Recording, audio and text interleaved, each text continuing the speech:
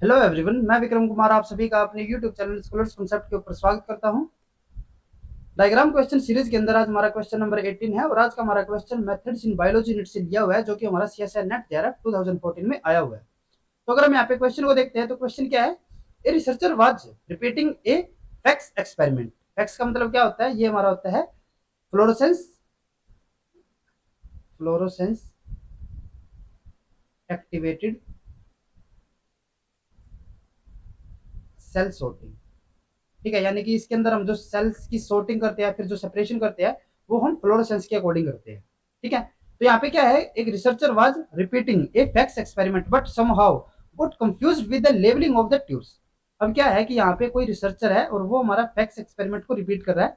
ठीक है, उसको बार बार कर रहा है, लेकिन क्या होता है कि जो उसके पास ट्यूब्स थी जिनके ऊपर ये फैक्स एक्सपेरिमेंट को रिपीट कर रहा था, उनके अंदर क्या हो जाता है कि जो ये ट्यूब्स थी उनकी जो लेबलिंग थी उनके साथ वो कंफ्यूज हो जाता है, यानी कि उसको अब यही नहीं पता कि हमारी कौन सी वाली ट्यूब हमारे कौन से वाले ट्रीटमेंट के लिए थी। ठीक है, देर आर 4 ट्यूब्स, 1 कंट्रोल। अब क्या था कि उसके पास 4 ट्यूब्स थी जिसके अंदर लेवलिंग के लिए उसको कंफ्यूजन हुआ है, तो उसके पास यहाँ पे 4 ट्यूब्स थी। जो फर्स्ट वाली ट्यूब थी वो तो कौन सी थी, उसकी कंट्रोल, यानी कि उसके पास यहाँ पे 4 ट्यूब है। तो फर्स्ट है वो कौन सी है, कंट्रोल। और कंट्रोल में क्या है, विद नो फ्लोरोसेंस लेवल। जो कंट्रोल वाली ट्यूब थी ना उसकी, अब उसको जैसे कि उसके पास ना ऐसे 4 ट्यूब्स थी हमारी, ये फर्स्ट, ये सेकंड, ये थर्ड और ये फोर्थ। अब इनकी लेबलिंग उसको कंफ्यूज है, उसको ये नहीं पता कि ये वाली जो हमारी ट्यूब होगी वो हमारी किस लेबलिंग की होगी, ये वाली ट्यूब किस लेबलिंग की होगी, ये वाली किसकी होगी और ये वाली किसकी होगी।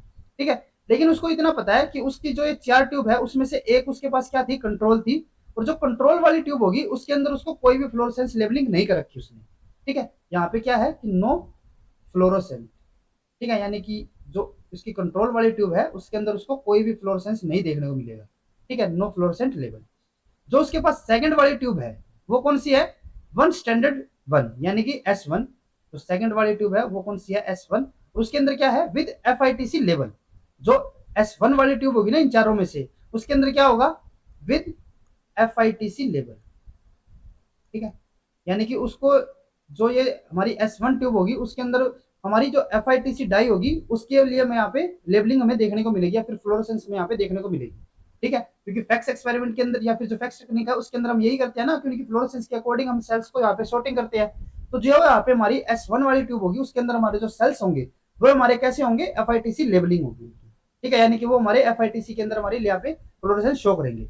उसके बाद जो थर्ड ट्यूब है वो कौन सी है, वो हमारी यहाँ पे 1 स्टैंडर्ड 2, यानी कि S2। यहाँ पे थर्ड वाली कौन सी है, S2 है। और S2 के अंदर क्या है, विद पीई लेवल। ये कौन सी हो जाती है यहाँ पे, विद पीई लेवल। ठीक है, सिमिलर वही है कि यहाँ पे हमारा जो पी है उसकी हमारी यहाँ पे लेबलिंग है। और फोर्थ जो है, फोर्थ हमारी यहाँ पे कौन सी हो जाती है, with end the last 1 test. और जो लास्ट वाली है वो हमारी कौन सी है, टेस्ट है। ठीक है, with should be FITC positive. और जो ये हमारी टेस्ट वाली है वो हमारी कैसी होनी चाहिए, शुड भी। यहाँ पे हमारा कंफर्म नहीं है, लेकिन ये कैसा बोल रहा है कि ये हमारी शुड भी कैसी होनी चाहिए, यानी कि FITC पॉजिटिव। ठीक है, ऐसा हमारा रिजल्ट होना चाहिए इसका। ठीक है, तो इस तरीके से उनके पास यहाँ पे 4 हमारे ट्यूब्स थी, लेकिन उनकी लेबलिंग उनको यहाँ पे नहीं पता। अब क्या है कि जो इनकी 4 ट्यूब्स थी, given below is the result of the fax experiment. यहाँ पे उन्होंने 4 अलग अलग ग्राफ दिखाए हुए हैं। अब उनको नहीं पता कि हमारा जो ये ग्राफ है वो हमारा कौन सी वाली ट्यूब का है, ये ग्राफ कौन सी वाली ट्यूब का है, ये ग्राफ हमारा सी वाला कौन सी वाली ट्यूब का रहेगा, और डी वाला हमारा कौन सी यहाँ पे ट्यूब का रहेगा। तो ये हमें, ये काम हमारा है कि हम यहाँ पे उनको डेनोट करेंगे, उनको यहाँ पे शो करेंगे कि जो हमारा ए वाला ग्राफ है वो हमारा इन चारों में से किस ट्यूब का हो सकता है।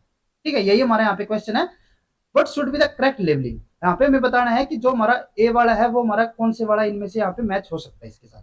ठीक है, या फिर जो हमारे ये रिजल्ट आ रहे हैं वे हमारे किस ट्यूब के यहाँ पे हो सकते हैं। तो अगर हम यहाँ पे इस क्वेश्चन को करने से पहले अगर हम थोड़ा सा यहाँ पे फैक्स एक्सपेरिमेंट को देख लेते हैं, जो हमारे यहाँ पे कंडीशन दी हुई है। तो इस कंडीशन के अंदर में क्या दिया हुआ है, यहाँ पे हमारा कुछ इस टाइप से हमारा ग्राफ दिया हुआ है। ठीक है, और इस ग्राफ के अंदर जो हमारी एक्स एक्सिस है उसके अंदर हमारे यहाँ पे FITC में शो किया गया है, और इसके अंदर हमारे यहाँ पे PM में यहाँ पे शो किया गया है।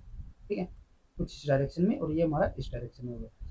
अब अगर हम इस ग्राफ के अकॉर्डिंग चलते हैं ना, तो इस ग्राफ के अकॉर्डिंग हमारे यहाँ पे क्या रहता है कि जैसे कि ये हमारा जो पॉइंट है ना, ठीक है, ये हमारा FITC के लिए 0 पॉइंट हो जाता है। ठीक है, इसका मतलब क्या है कि अगर हम इसके लेफ्ट साइड जा रहे हैं तो यहाँ पे हमारा जो FITC की हमारी जो लेबलिंग होगी ना वो हमारी कैसी होगी, नेगेटिव होगी। ठीक है, माइनस। और अगर हम इसके राइट साइड जा रहे हैं तो वहां पे हमारा जो FITC होगा वो हमारा कैसा आता है, पॉजिटिव। ठीक है, यानी कि हमारी इन दोनों एरिया के अंदर। जैसे कि अगर हम यहाँ पे देखते हैं तो यहाँ पे हमारे चार हमारे टोटल रीजन डिवाइड हो गए, ये फर्स्ट, ये सेकंड, ये थर्ड और ये हमारा फोर्थ। तो अगर हम यहाँ पे थर्ड और फोर्थ की बात करें तो इसके अंदर हमारा जो एफ होगा वो हमारा पॉजिटिव होगा और फर्स्ट और सेकंड के अंदर हमारा एफ नेगेटिव होगा। सिमिलरली अगर मैं यहाँ पे पी की बात करूँ तो पी के लिए हमारा ये 0 पॉइंट हो गया, तो अगर मैं इसके नीचे जाऊंगा तो ये हमारा क्या हो जाएगा माइनस पीई, और इसके ऊपर हमारा क्या हो जाता है यहाँ पे प्लस पीई। तो यानी कि जो हमारा सेकंड और थर्ड होगा इसके अंदर हमारा पी पॉजिटिव और जो हमारा फर्स्ट और फोर्थ है उसके अंदर हमारा पी नेगेटिव। तो अगर हम यहाँ पे इनको लिख भी लेते हैं तो इसके अंदर क्या आएगा, जो हमारा फर्स्ट वाला है इसके अंदर हमारा पी भी हमारा नेगेटिव हो गया और जो हमारा एफ है वो भी हमारे यहाँ पे नेगेटिव हो गया। तो इसका मतलब क्या हुआ कि हमारी जो पी डाई है या फिर हमारी जो एफ डाई है दोनों के लिए हमारे यहाँ पे कैसा हो जाता है नेगेटिव। तो इसके लिए क्या हो जाएगा कि यहाँ पे हमारी कोई भी यहाँ पे लेबलिंग नहीं होगी, ठीक है, यानी कि हमारी यहाँ पे कोई भी रेडियो एक्टिविटी में यहाँ पे नहीं देखने को मिलेगी, ठीक है, या फिर फ्लोरोसेंस में यहाँ पे कोई भी फ्लोरोसेंस हमें नहीं देखने को मिलेगी, ना ही तो पी की फ्लोरोसेंस और ना ही एफ की फ्लोरोसेंस। अगर मैं सेकंड रीजन की बात करूं तो सेकंड रीजन के अंदर हमारा जो पी है वो तो हमारा पॉजिटिव है, लेकिन जो हमारा एफ है वो हमारे यहाँ पे नेगेटिव है, ठीक है। तो अगर हमारा कोई यहाँ पे मोलिक्यूल होगा तो उसके अंदर हमारी जो पीई है उसकी हमारी फ्लोरोसेंस हमें देखने को मिलेगी, लेकिन एफ की हमें फ्लोरोसेंस नहीं देखने को मिलेगी।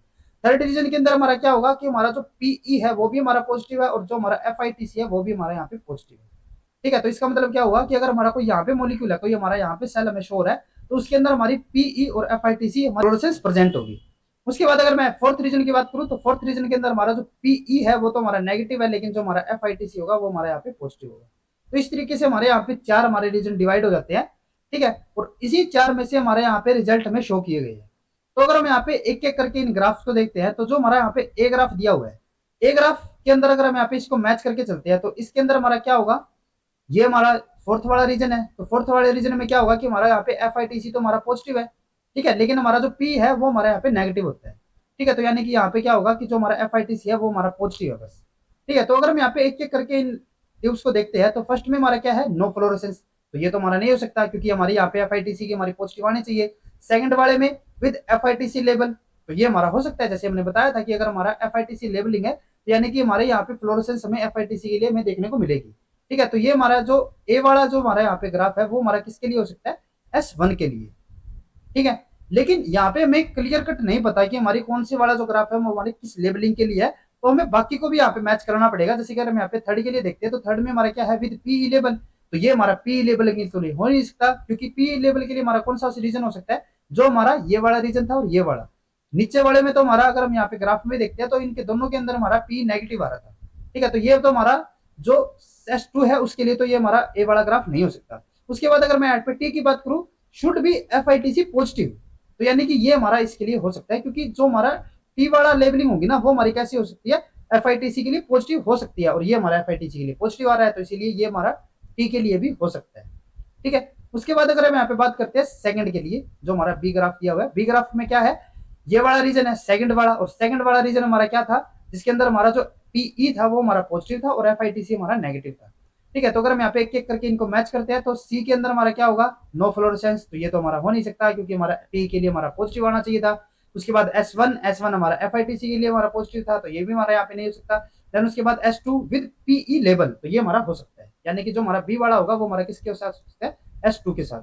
उसके बाद अगर हम यहाँ पे टी की बात करते हैं तो टी के अंदर हमारा एफ पॉजिटिव होना चाहिए था, पी की ई के लिए तो यहाँ पे कोई चीज ही नहीं हुई, तो इसीलिए हमारा यहाँ पे जो बी वाला होगा वो हमारा किसके लिए होगा S2 के लिए, ठीक है। उसके बाद अगर हम यहाँ पे बात करते हैं सी ग्राफ की, तो सी ग्राफ में क्या है यहाँ पे फिर से हमें जो ए वाला ग्राफ है ना सिमिलर वैसे ही हमें यहाँ पे ग्राफ में शो हो रहा है, यानी कि जो हमारे ए वाले के साथ मैच हो रहे थे वही हमारे सी वाले के साथ यहाँ पे मैच होंगे, यानी कि जो हमारा S1 होगा और जो हमारा टी होगा वो हमारा सी वाले ग्राफ के लिए हो सकता है क्योंकि S1 में भी हमारा एफ पॉजिटिव है और ये भी हमारे यहाँ पे पॉजिटिव है, तो इसीलिए जो हमारा सी है वो हमारा S1 के लिए भी हो सकता है और टी के लिए भी हो सकता है।